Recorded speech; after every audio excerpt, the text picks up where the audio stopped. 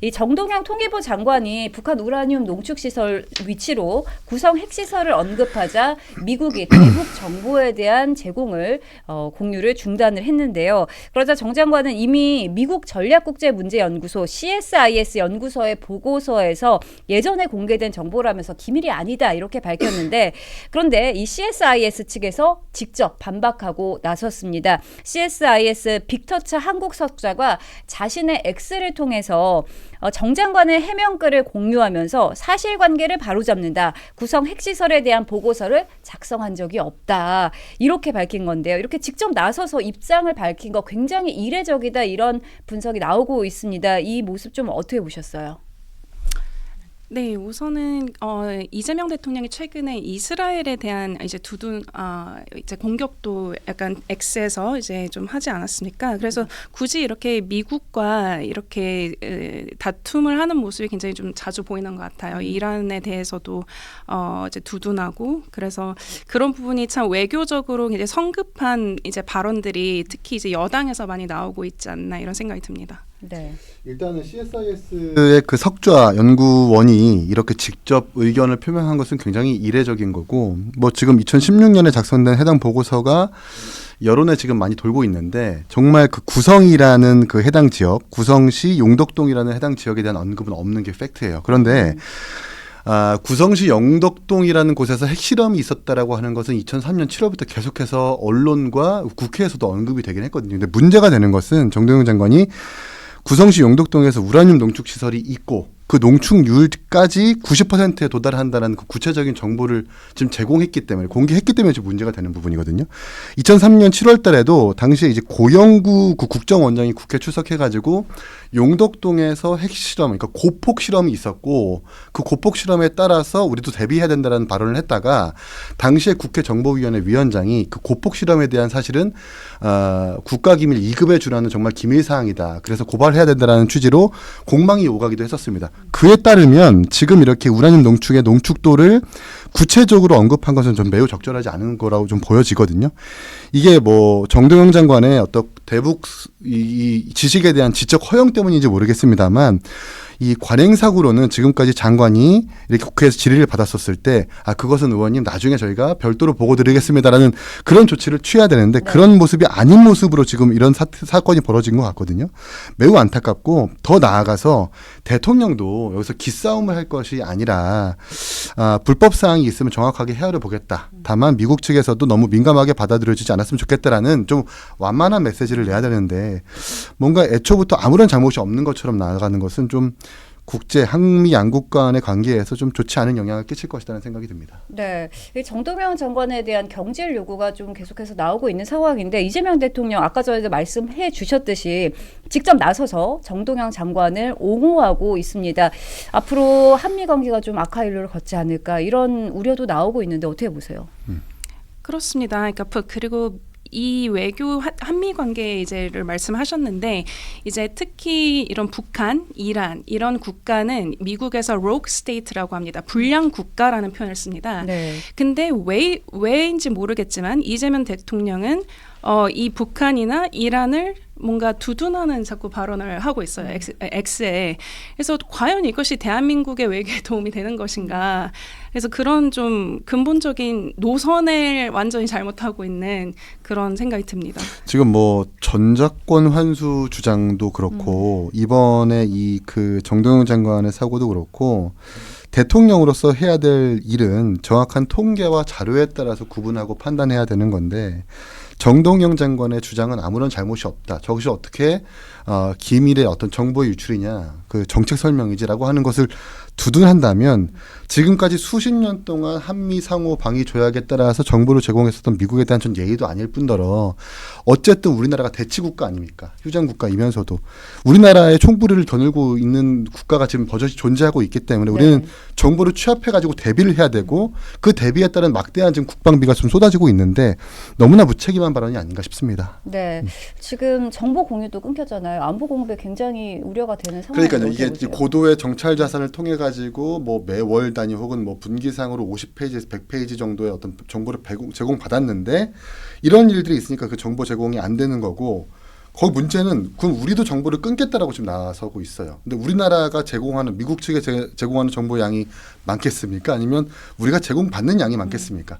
우리가 지리적 이점에 따라서 뭐 휴민트든 시긴트든 그렇게 취합해가지고 나아가는 그 정보의 양은 미국에서 받는 정보의 양과 그 질에 엄청난 대비가 되는 것이기 때문에 이렇게 자존심을 부릴 때가 아닙니다. 네, 그런 네. 말씀 드리고 싶습니다. 자존심 부릴 때가 아니다. 이렇게 말씀해 주셨습니다. 이재명 정부 더 신중하고 좀 책임 있는 대응을 필요한 그런 시점인 것 같습니다. 네, 이제 다음 주제로 좀 빠르게 넘어가 보도록 하겠습니다. 요즘 나라 빚이 굉장히 빠르게 증가하고 있습니다. IMF에서도 한국의 국가 부채 증가 속도가 빠르다 이렇게 경고를 내놨는데요. 그런데 이에 대해서 박홍근 기획예산처 장관이 과대 전망치다라면서 전면으로 반박하고 나섰습니다. 그리고 김용범 정책실장을 비롯한 이 청와대 경제참모들 역시 일제히 반박하고 있는 상황인데요. 먼저 좀 이 부분부터 짚어보도록 하겠습니다. IMF에서는 한국을 앞으로 부채 비율이 유의미하게 늘어날 국가다 이렇게 지목을 하면서 현재 54.4%인 부채 비율이 5년 뒤인 2031년에는 63.1%로 크게 늘어날 것이다 이렇게 전망을 했는데요. 이 경고 좀 어떻게 보셨어요? 네, 사실 최근 이제 자료에 따르면 이제 2000년대 초에 20%에 안팎했던 우리나라 부채 비율이 지금 50%로 올라선 상황입니다. 그런데 이제 우리 국민들 정말 다 아시는 부분이지만 계속 이재명 정부는 추경에 추경을 거듭하고 있습니다. 근데 이제 국가 부채, 이제 국채, 중앙 정부의 부채, 그리고 지방 정부의 부채, 시도의회에서 이제 차원의 부채도 있고, 그래서 계속 이렇게 늘어나고만 있는데 이것에 대해서 계속 반복만 되고 있고 계속 세수를 늘리기만 하겠다. 부동산에 대한 이제 뭐 과세, 여러 가지 뭐 상속세, 보유세. 어떤 비전이 보이질 않습니다. 이거를 어떻게 줄일 것인가에 대한. 그래서 이 경고는 굉장히 엄중히 받아들여야 함에도 불구하고 이제 박홍근 그 의원이 이렇게 말씀하시는 것은 그거는 뭐 큰 문제 아니다 이런 식으로 넘어가시는 것은 저는 굉장히 우려됩니다. IMF가 제명인의 마을이 아니잖아요. 이 정치기관도 아닐 뿐더러 정말 세계 경제의 파수꾼 역할을 하는 곳인데 이러한 통계와 근거에 따른 엄중한 경고를 간과하고 그리고 심지어 뭐 과장이다라고 왜곡하는 것은 이 정부가 지금 얼마나 오만하고 좀 보이지 않는가를 좀 나타내고 있는 것 같고요. 부채 비율이 급속도로 올라가고 있고 GDP 대비 부채가 상당히 차지하고 있다는 것은 지금 이재명 대통령과 민주당 빼고는 전 국민들이 다 인정하는 사실이기 때문에 다시 한번 좀 강조하고 상기하고 싶다는 말씀 드리고요. 이번에 추경도 마찬가지로 뭐 세계 잉여금이니까 초과 세수에 따른 추경이니까 아무런 문제가 없다라는 식으로 얘기하는데 그건 이미 국회 예산정책처 추경 분석 보고서에서 지적을 합니다. 아니 아무리 세계 잉여금에 따른 추경이라 하더라도 국가재정법상 추경, 그러니까 세계 잉여금을 처리할 순서가 있는데 1번이 교부금이고 2번이 공적기금이고 3번이 추경이고 3번이 채무상환이고 4번이 추경이다. 가장 뒷단의 순서를 가져가면 먼저 끌어올려가지고 추경을 좀 배치하는 거 아닙니까? 그러면서 지적하는 것이 세계 잉여금이라 하더라도 그걸 추경으로 쓰는 것은 부채를 발행하는 행위와 똑같은 것이기 때문에 관리 재정 수지를 똑바로 관리해야 된다라고 지금 지적을 하고 있는 거거든요. 결국 이제 우리나라의 관리 재정, 이 재정 상태가 안 좋다라는 것을 국회 예산정책처와 IMF가 지금 지적하고 있는 것 아닙니까? 그럼에도 불구하고 이 엄중한 경고 그리고 객관적인 이 경고를 지나치고 있다라는 것은 앞으로 돈을 더 풀겠다라는 전 예고로 보여져가지고 좀 등골이 서늘하기도 합니다. 네, 지금 속보 하나 짚어드리도록 하겠습니다. 국민의힘 대구시장 경선에서 컷오프된 주호영 의원이 효력을 정지시켜달라고 낸 가처분 신청이 항고심에서 또다시 기각됐다는 속보가 나왔습니다. 관련 내용 잠시 후에 지방선거 이야기에서 좀 다루도록 하겠고요. 다음 질문으로 좀 이어가 보도록 하겠습니다. 지금 굉장히 심각한 상황인 것 같은데 우리나라 재정에 대해서 IMF에서 경고를 하고 있는 상황입니다. 그런데 정부 여당에서 이 경고가 현실과 다르다 이러면서 낙관론을 펴고 있는 상황인데 이건 좀 어떻게 보세요? 책임지지 못할 기다림을 계속 책임지지 못하게 뭐라고 표현해야 될까요? 계속 낙관화라고 이렇게 말하고 있는 것은 아닌가 굉장히 우려가 됩니다. 그리고 지금 단순히 이제 중앙과 지방 정부의 부채뿐만 아니라 이제 우리나라의 실물 경제, 그러니까 이제 우리 국민들께서 이제 가장 힘들어하시는 거잖아요. 지금 고유가, 고환율 이제 등등의 문제로. 그런데 이런 것에 대한 어떤 대처가 너무나 경제학적으로 너무 미흡합니다. 제가 생각하는 가장 이제 문제는 이제 금리인데요. 금리가 빨리 인상이 돼야 되는데 지금 부동산에 대한 가장 효과적인 규제는 바로 금리 인상입니다. 근데 그것을 하지 않고 온갖 누더기 부동산 규제 정책을 하는 것은 마치 운동을 하면서 살을 빼겠다고 하는데 치킨을 먹으면서 다이어트 하겠다고 하는 것과 같습니다. 이 금리에 대한 것을 인상하지 않고 누더기식의 다른 부동산 정책을 하는 것은 저는 옳지 않다고 생각합니다. 2021년에 우리나라 부채 비율을 원래 46%인데 61%로 잡아서 너무 과장하게 잡은 것 아니냐. 이것만 봐도 사실 IMF가 우리나라 재정에 대한 것을 너무 안 좋게 보고 있다는 주장을 하고 있는데 그게 허위의 분석이라고 볼 수는 없거든요. 네. 그 중간중간에 정부에서 분명히 뭐 지출에 대한 구조조정을 했기 때문에 부채 비율이 조정된 거라서 그걸 허위라고 분석하는 것은 너무 아전인수식 해석이라고 생각을 하고요. 97년에 IMF 사태가 있기 전에 분명 그 당시의 정부에도 뭐라고 했냐면 외환 보유고 충분하다. 기업들의 펀더멘탈이 튼튼하니까 아무런 문제가 없다라고 했다가 6개월 뒤에 난리 난 것 아닙니까? 그래서 우리 국민들이 금모으기 운동 해가지고 겨우겨우 극복해낸 전 그런 기시감이 좀 들어요. 이런 경고를 좀 엄중하게 받아들여야 된다고 생각을 하고 정말 우리나라의 재정 상태가 좋다고 판단하면 왜 최근에 박홍근 장관이 발표했었던 50조 규모의 구조조정을 왜 한다는 말입니까? 재량 지출에서 15%, 의무 지출에서 10%를 줄여가지고 세수를 확보하겠다라고 하는데 재정이 풍족하다면 그런 구조조정이 필요 없죠. 가장 역대급 고강도의 구조조정을 예고했는데 앞뒤가 안 맞는 말 아니겠습니까? 네, 사실 한국 국가 부채 비율 이게 2000년대 초반까지만 해도 20%대였던 상황이었는데 지금 이미 50%를 넘어서 또 빠르게 증가하고 있다 이런 IMF의 경고까지 나오고 있는데 그런데도 정부는 올해였죠. 고유가 대응을 이유로 26조 원이 넘는 추가 경정 예산까지 편성을 했습니다. 이런 정부의 대응 좀 어떻게 보고 계세요? 그러니까 매번 끝이 없는 겁니다. 뭐 어떤 위기가 터지면 그거에 대한 추경을 하겠다. 뭐가 터지면 그거에 대한 지원금을 하겠다. 계속 이런 식으로 그때그때마다 이제 급조해서 뭔가 돈보따리를 푸는 이런 어떤 원칙 없는 돈풀기가 계속 반복이 되고 있는데 그런 것을 굉장히 지양해야 된다고 봅니다. 이제 그것이 어떤 기본적인 대통령이라면 경제 정책을 이렇게 펴겠다라는 이런 비전이나 계획이 있어야 되는데 그런 것이 없어 보입니다. 그때그때마다 이거 뭐 고유가가 있으니까 뭐 유가지원금을 주겠다. 이런 식의 경제 운영은 굉장히 곤란하다고 생각합니다. 그러니까 세계잉여금이라 하더라도 남는 돈으로 추경을 했다 하더라도 이미 그 국회 예산정책처에서 그것은 국채를 발행하는 효과와 똑같다라고 했기 때문에 그걸 다시 한번 좀 강조하고 싶고요.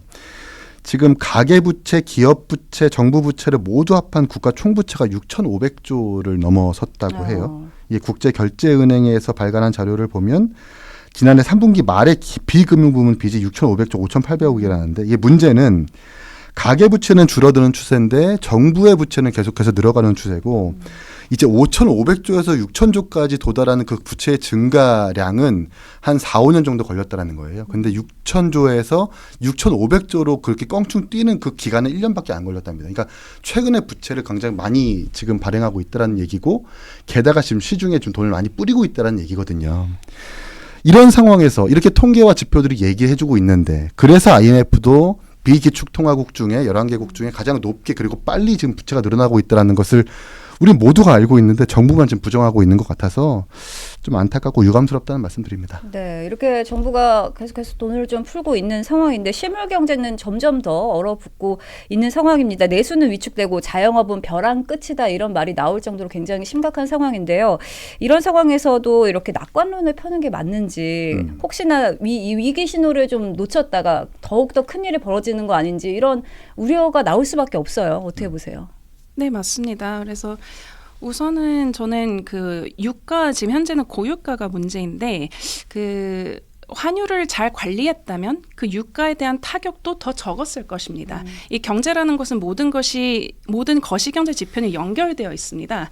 그래서 이제 거시경제를 공부를 한 사람은 다 알겠지만 이 금리가 올라가면 투자가 적어집니다. 그럼 그런 거를 생각을 해서 어떤 그 주식 시장에 대한 어떤 예측이라던가 이런 국가 차원에서 어떻게 좀 이 주식 시장을 하겠다 이런 거를 좀 금리 정책과 맞물려서 생각을 해야 되는데 그저 그냥 반도체가 잘 되고 있으니까 우리가 잘하고 있는 것처럼 우리 정부가 잘하고 있는 것처럼 그런 식으로 약간 하이닉스 물타기를 좀 이제 우리 이재명 정부가 하고 있는데 그런 것은 옳지 않다. 그것은 지금 특정 산업이 호재를 보고 있는 상황에서 그것이 마치 대한민국 이 주식 시장에 그 어떤 펀더멘털을 보여주는 것처럼 호도하고 이 이재명 정부의 치적이라는 것처럼 이렇게 그런 신호로 강조한다는 것은 저는 옳지 않다고 생각합니다.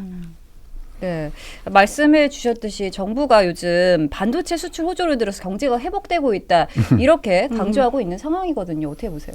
예, 이제 코스피가 오르니까 경제 전반에 어떤 개선인 것처럼 좀 호도하고 있는데 우리가 노무현 정부를 기억해 보면 노무현 정부 때도 코스피가 오른 그 증가율이 무려 184%나 올라섰어요. 근데 우리는 지금 노무현 정부를 기억할 때 코스피 성공 정부로 기억하지 않고 부동산 실패 정부로 기억을 하잖아요. 결국 코스피가 오르는데 그 면면을 잘 뜯어봐야 된다고 생각을 하고 앞서 잘 말씀해 주셨지만 일부의 반도체 기업들이 견인해주고 있는 게 맞습니다.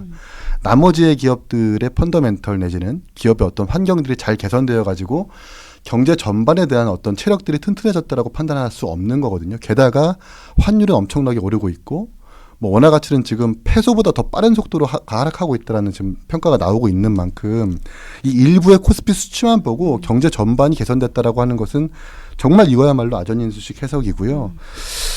한편으로는 코스피와 정말 무관한 진짜 경제 전반에서 중소기업들이 정말 힘들어하고 있다라는 것을 저는 알고 있거든요. 그런 목소리들도 정부에서 지나치지 말아야 된다라는 것을 다시 한번 강조하고 싶습니다. 네, 경제 전반이 개선됐다고 보기 어렵다 이렇게 말씀해 주셨는데 증시가 좋다고 해서 경제가 건강하다 이렇게 볼 수 없죠. 이 과거 베네수엘라 사례처럼 증시가 호황이더라도 국가 경제는 침몰할 수 있습니다. 우리 경제가 정말로 안정되기 위해서 좀 근본적인 체제 개선이 필요하다 이런 목소리가 나오는데 어떤 변화가 필요하다고 보십니까? 아까 전에 금리에 대해서도 말씀해 주셨는데 어떻게 보세요? 우선 국가, 그러니까 government죠. 그러니까 우리 정부가 어떤 개입을 할 수 있는 가장 뭐라고 표현해야 될까요? 가장 근본적인 시장은 부동산 시장입니다. 그래서 금리를 올려서 저는 지금 가장 큰 문제는 PF 버블을 좀 터트려야 된다고 봅니다. 이제 그러니까 건설사에 대한 금리가 오르면 그들의 이제 건설사의 부담이 커지겠죠. 그럼 부실 건설사들이 많이 정리가 될 겁니다. 그럼 그거에 대한 이제 여파들이 이제 많이 있을 건데요. 이제 당연히 금리를 올려야 한다고 주장하는 것은 정치인으로서 어떻게 보면 핸디캡적인 발언입니다. 왜냐하면 그렇게 되면은 우리 금리가 올라가면 갚을 빚이 더 많아지잖아요. 그러니까 국민들은 결코 좋아하지 않는 발언입니다. 하지만 결코 그렇다고 해서 정치인이 금리 인상을 주장을 하는 걸 두려워해서는 안 된다고 생각합니다. 왜냐하면 그것이 명현 현상을 통해서 우리 경제를 더 나은 방향으로 이끌어갈 수 있다면 국민들께 단기적으로 욕을 먹더라도 경제를 살리기 위해서 정치는 그런 발언을 할 수 있어야 된다고 생각합니다.